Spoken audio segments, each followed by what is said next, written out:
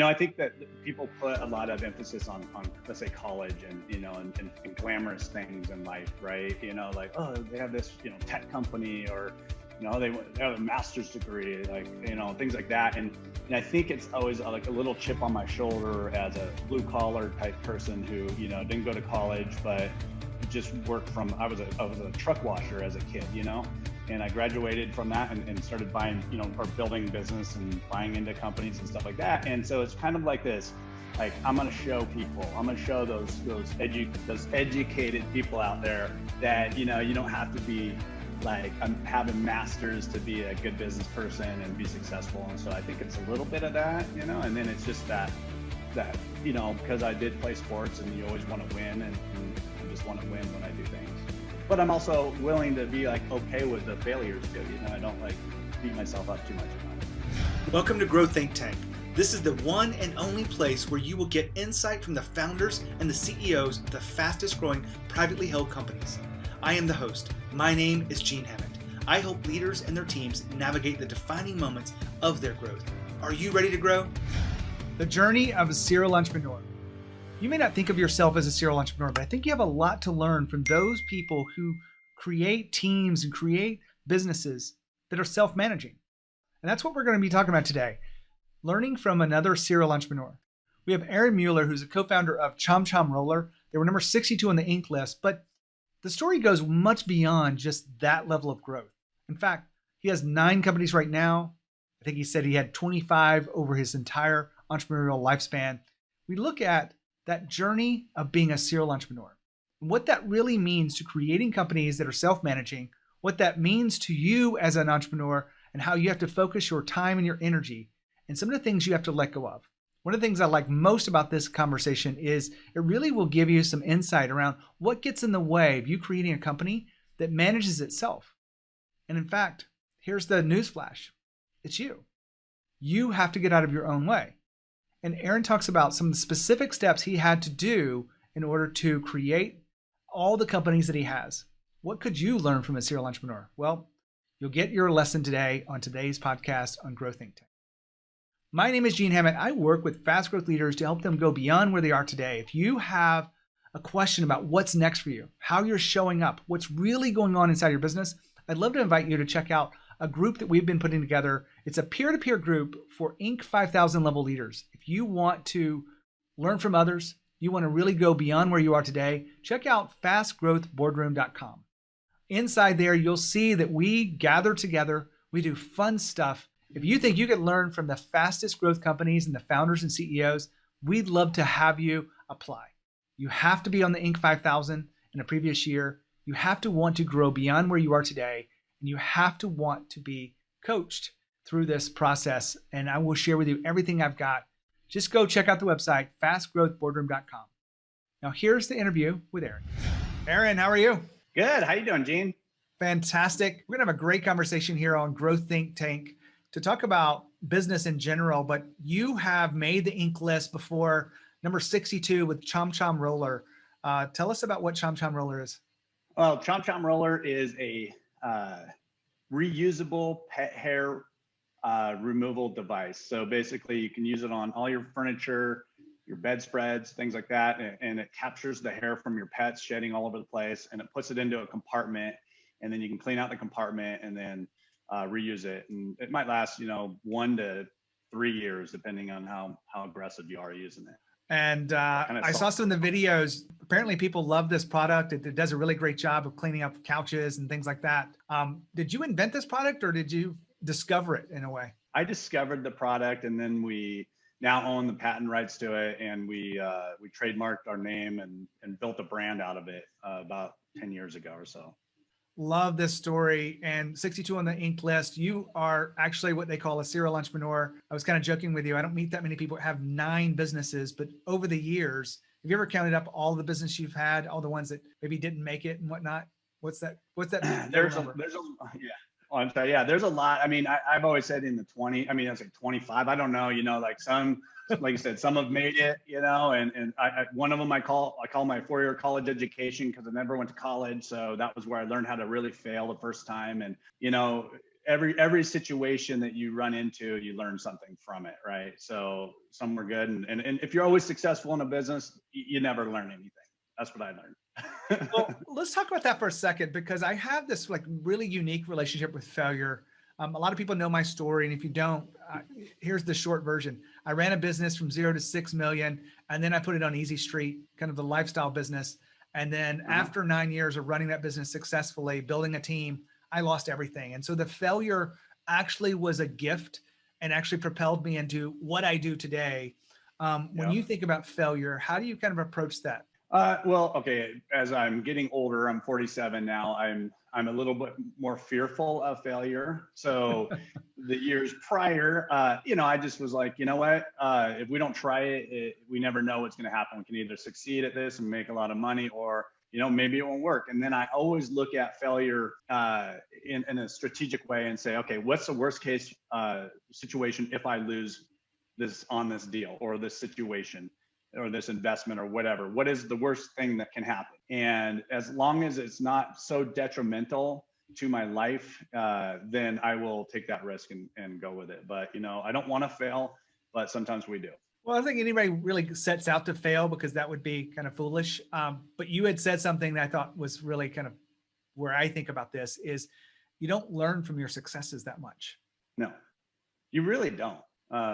When everything's going well, it's just like, okay, we're just okay, it worked out. But when you learn from something that you missed, or a relationship or maybe it's a leadership mistake, that's when you truly learn and grow from.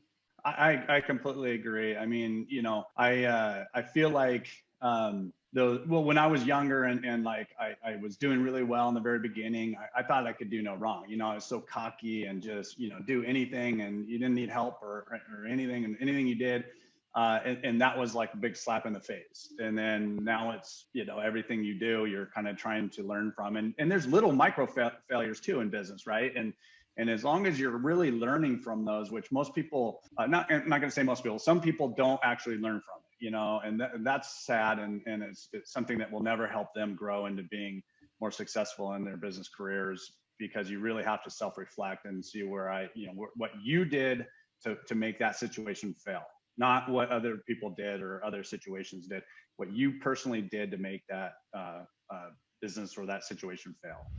Hold on for a second. Aaron just talked about failure. We know as entrepreneurs that failure is part of the journey. But are you creating a culture where people can really fail? Are you creating a culture where they avoid failure? Are you creating a culture where failure is a central part of what's really going on in the company? Now, I know I just kind of repeated myself a few times there in different ways, but the real key here is your job as a leader is to create a place where failure is embraced. It is part of the journey. And in fact, people will look forward to failure. They will talk about the failures that are going on in the organization, because you don't want people to ignore the real failures. You don't want them to be so risk averse that they avoid taking chances, making decisions. You want organizations that allow failure to be a part of the journey. Now, you want to learn from the failure. You want to create a space where people know it's okay if they fail, but it's not okay if you don't learn from those steps. Well, I wanted to bring this up and put a spotlight on it for you, because it really is an important piece to powerful leadership. Now back to Aaron. That gives us another kind of subject to kind of talk on. You're a true entrepreneur because you've built so many businesses. I've done, I don't know, maybe a dozen over the years. Right now it's down to 2, the executive coaching, and we've got some real estate investing that we do. But when you think about, your relationship with failure and growth, what drives you forward?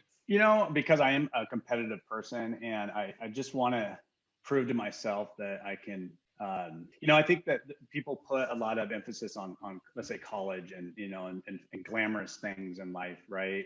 Like, oh, they have this, tech company, or, they have a master's degree, like, things like that. And I think it's always like a little chip on my shoulder as a blue collar type person who, didn't go to college, but just worked from, I was a truck washer as a kid, and I graduated from that and started buying, or building business and buying into companies and stuff like that. And so it's kind of like this, like, I'm going to show those educated people out there that, you don't have to be like having masters to be a good business person and be successful. And so I think it's a little bit of that, and then it's just that, because I did play sports and you always want to win, and I just want to win when I do things. But I'm also willing to be like, okay with the failures too. I don't like beat myself up too much about it.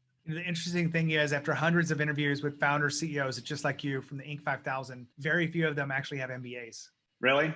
Yeah. Good to know. Yeah. I think it's only the ones that say that they're so smart are the ones that aren't really doing anything. Yep. When you think about, the businesses that you're running now, I'm kind of curious around, how do you know when it's time to move on to the next business? I know that there's systems you have to put in place. You don't want to do this too quickly. What are kind of your thoughts around starting up a new business, leaving one to go put all your energy into this new one? Yeah, that's a great question, because, I try to, help people with this, answer this as well, because a lot of people want to jump around really fast and get into this next big idea. And, I would say that personally, what I need to be doing is completely running without me having to interject too often in the business, where it can run for months at a time, still make profits and run smoothly without me having to be involved in that business. And once it's at that point and it's profitable, is one of the most important parts, because you can't pay people to do things if you don't have enough money coming in. So that's really key, is just the profitability alone will allow that business to be run sufficiently that you can go to the next one. I mean, that's probably the most important part.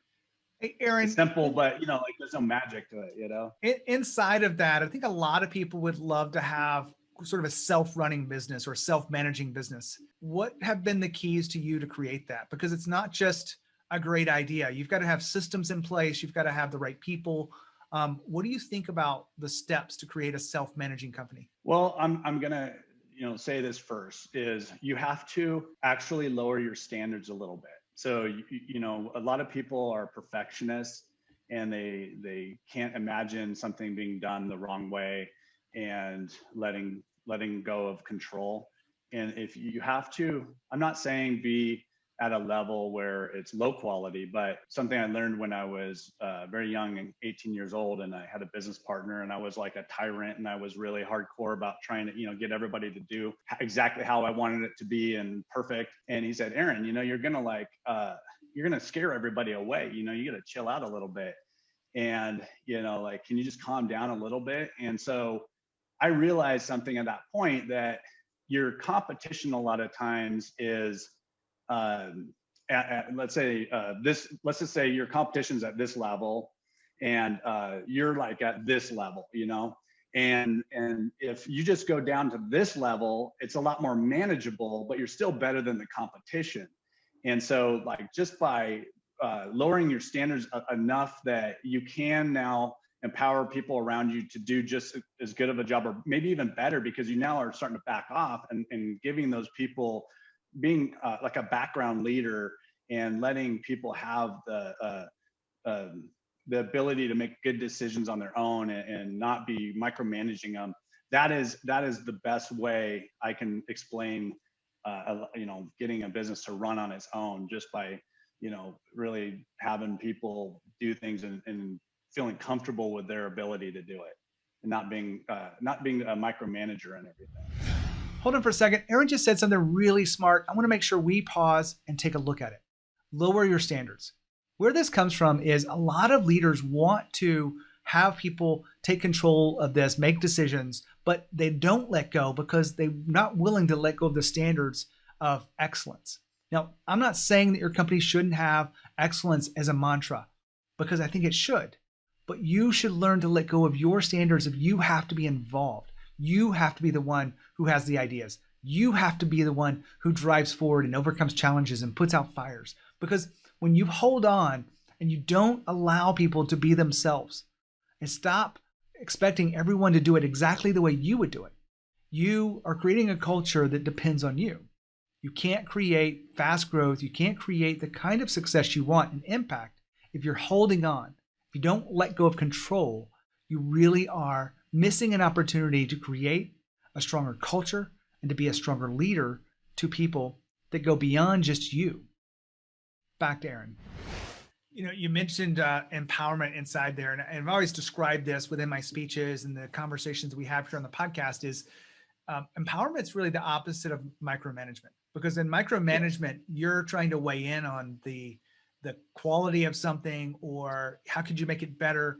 But empowerment truly is letting them do it themselves and trusting that maybe it's not exactly the way you would do it, but it is a path forward, and they learn more by doing it themselves than you telling them what to do.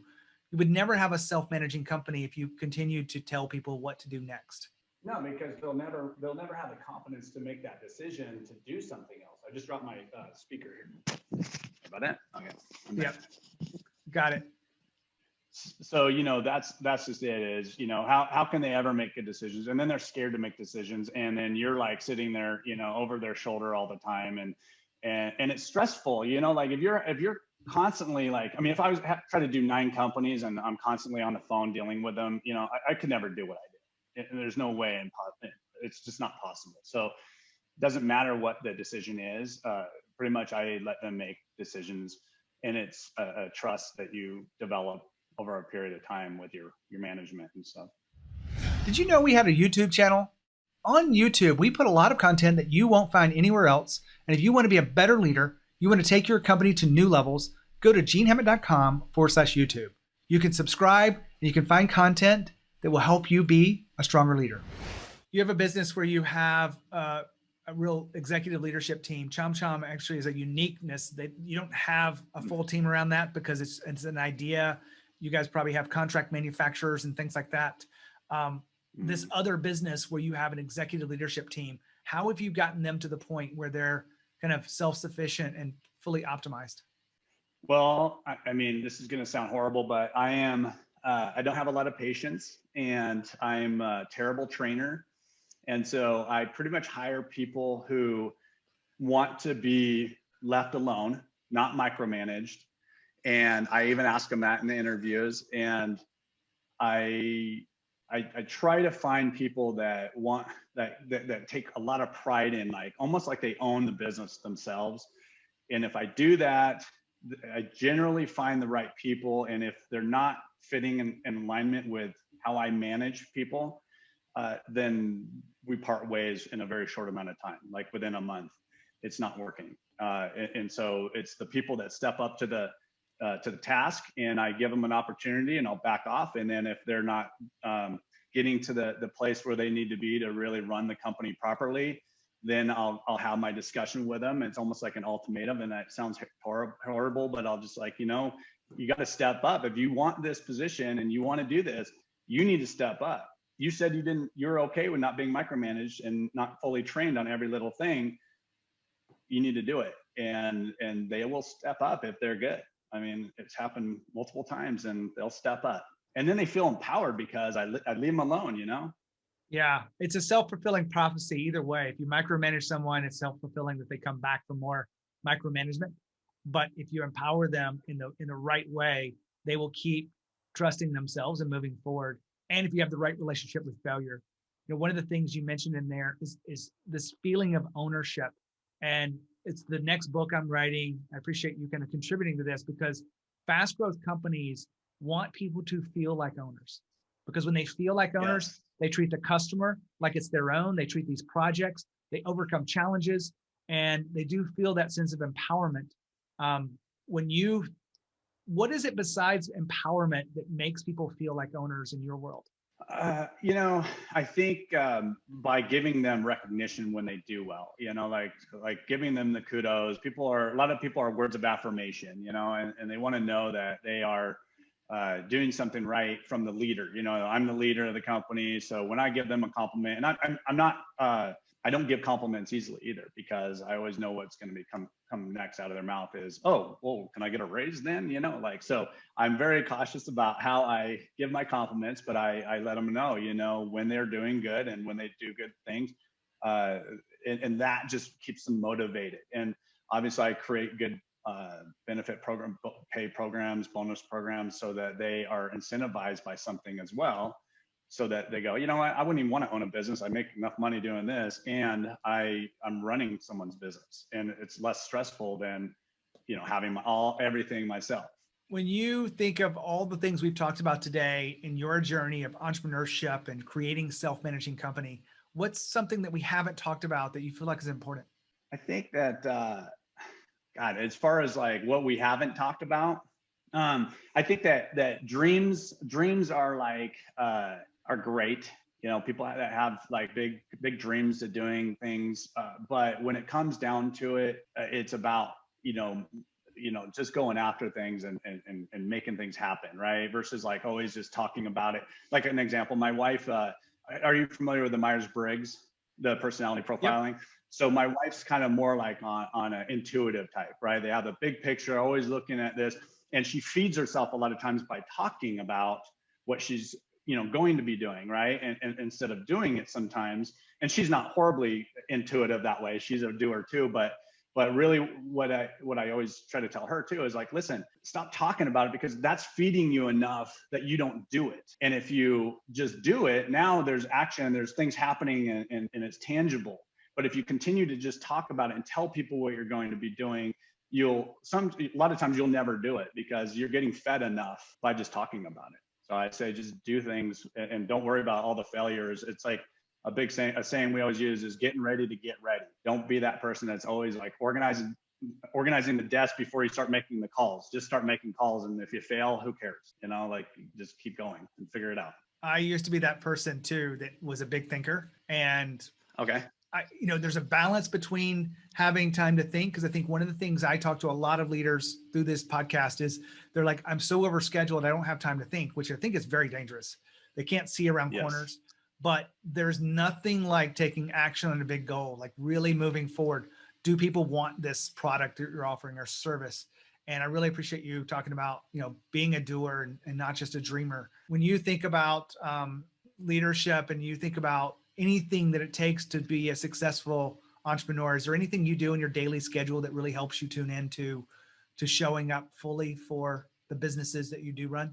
I just care, like just actually, I don't want to go into, be a little bit on the defense, right? So, you can get comfortable, like kind of like you did, you kind of got into this, the lifestyle business owner mode. And I never say just don't ever do anything in your business, and don't just sit back and it'll just run forever. Great, right? You have to always be a little bit on the defense and be trying to find potential problems and being aware of, have a pulse on your business at all times. So don't ever think that it won't fail, because it's right around the corner. A business is going to fail, and businesses are very difficult and challenging at times, to the point where, that's why, like an example is, you can buy a house and the value of that house goes up every year, because just that's what real estate does. Business, you can buy it for $1 million and it goes down to $200,000 within a year or two if you just ran it incorrectly, or out of business. And so at any turn, it can be out of business. So just be on a little bit on the defense and be looking for those pitfalls that might come about, but don't be paranoid about it either. So you have a quality of life. Aaron, thank you so much for being on the podcast. You bet. Thank you. I just want to wrap up here a little bit to give you some perspective around what we just talked about, because I really think there's some key lessons inside of this around your relationship with failure, but also your relationship with empowering and maybe even lowering your standards, because I understand that your standards have gotten you to where you are today. But if you truly want to create a stronger business, you've got to empower people. That means trusting in them and trusting in yourself. All of this comes back to your own transformation. My job as a leader, helping founders and executives grow to that next level, is to go beyond their fears and find that breakthrough. So if you have any questions about what your next step is, make sure you check out the free resources at genehammett.com. As always, lead with courage. We'll see you next time.